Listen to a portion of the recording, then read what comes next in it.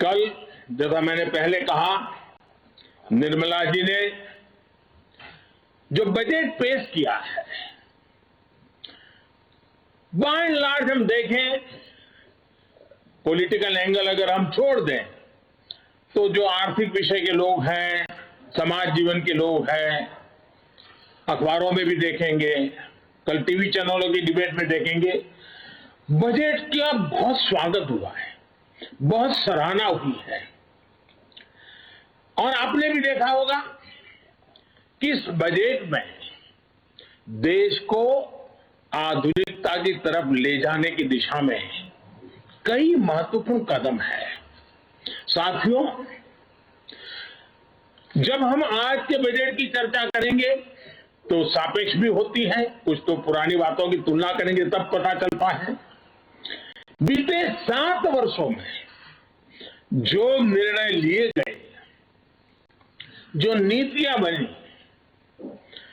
पहले की जिन नीतियों में गलतियों को सुधारा गया, उस वजह से आज भारत की अर्थव्यवस्था का निरंतर विस्तार हो रहा है। 7-8 साल पहले भारत की जीडीपी 1,10,000 करोड़ रुपए की थी। आज भारत की अर्थव्यवस्था 2,30,000 करोड़ के आसपास की है।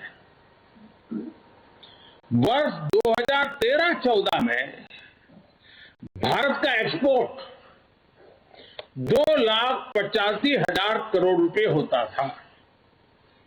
आज भारत का एक्सपोर्ट 4,70,000 करोड़ रुपए के आसपास पहुंचा है। 7 साल पहले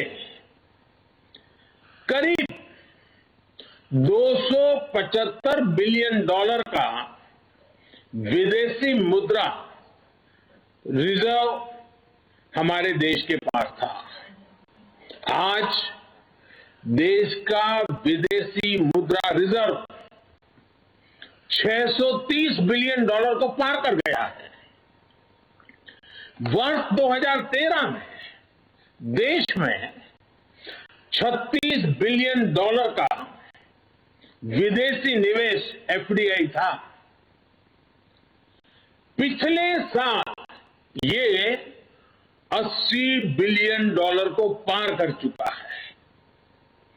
कोरोना के इस काल में भी भारत ने अपनी अर्थव्यवस्था की मजबूती से दुनिया का एक विशेष रूप से ध्यान आकर्षित किया है।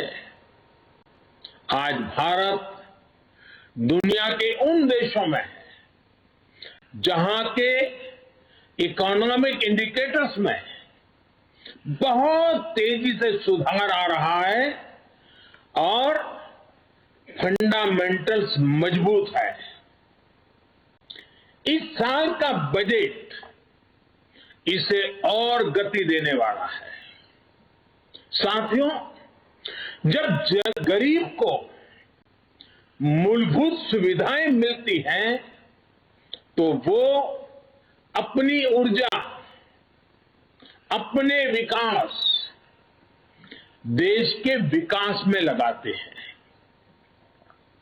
इस बजट का भी फोकस गरीब, मिडिल क्लास और युवाओं को बुनियादी सुविधाएं देने और आय के स्थायी समाधानों से जोड़ने पर है। हमारी सरकार मूलभूत सुविधाओं के सैचुरेशन पर काम कर रही है और ये बात मैंने लाल किले पर से भी कही थी। अब मैं एक और छोटा उदाहरण देता हूं, जैसे जल जीवन मिशन। अब हम हमेशा सुनते आए हैं, गांव में, घर में, समाज में, सरकार में, राजनेताओं में, सब में क्या सुनते हैं? हर कोई कहता है जल ही जीवन है।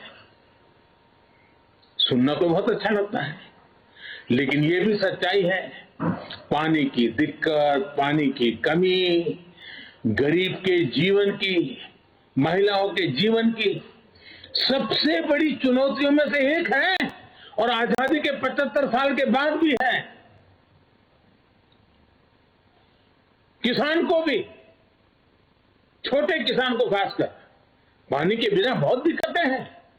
हमारी सरकार के प्रयासों से आज देश में करीब करीब 9 करोड़ ग्रामीण घरों में नल से जल पहुंचने लगा है और इसमें से करीब करीब 5 करोड़ से ज्यादा पानी के कनेक्शन जल जीवन मिशन के तहत पिछले 2 वर्ष में दिए गए हैं।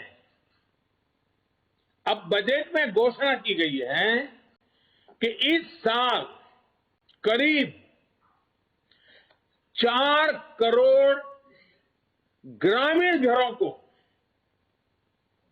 पाइप से पानी का कनेक्शन दिया जाएगा। और जब ग्रामीण घर की बात आती है तो उसमें अधिकतम समाज किसानी से जुड़ा हुआ होता है, खेत के काम से जुड़ा हुआ होता है। उसका समय बचेगा, माताओं बहनों का समय बचेगा, वो कृषि के समय में अपना योगदान दे पाएगी। इस पर पानी पहुंचाने के लिए, घरों में पानी, मेरी माताओं बहनों को कष्ट से मुक्ति दिलाने के लिए पहले करीब 40,000 करोड़ से ज्यादा खर्च किया था। अभी 60,000 करोड़ रुपए से ज्यादा खर्च किए जाएंगे। कभी हमारे देश में हमारी माताओं बहनों को, गांव को पानी के लिए 1 लाख करोड़ रुपया खर्च करके आगे बढ़ना ये छोटे निर्णय नहीं है। देश के अलग अलग हिस्सों में नदियों को लिंक करने के अनेक प्रस्ताव इस बजट में हैं। विशेष रूप से केन बेतवा को लिंक करने के लिए जो हजारों करोड़ रुपए का प्रावधान किया गया है, उससे यूपी और एमपी के जो बुंदेलखंड क्षेत्र है, हम रानी की झांसी का गर्व करते हैं ना, मैं उस बुंदेलखंड की बात कर रहा हूं। जिस खाजूराहो की चर्चा करते हैं, मैं उस बुंदेलखंड की बात करता हूं। वहां की तस्वीर बदलने वाली, पानी के अभाव में वहां के किसान के नौजवान बेटे रोजी रोटी के लिए कभी गुजरात, कभी महाराष्ट्र, केरल, तमिलनाडु तक जाना पड़ता है। ये केन बेतवा योजना किसान के जीवन में, खेती में तो बदलाव लाएगी लाएगी, किसान के जीवन में बदलाव लाएगी। और इस योजना पर लगभग 44,000 करोड़ रुपए खर्च होंगे। मेरे किसान भाइयों बहनों के खेत में पानी पहुंचाने के लिए ये आधुनिक युग का एक भगीरथ काम है।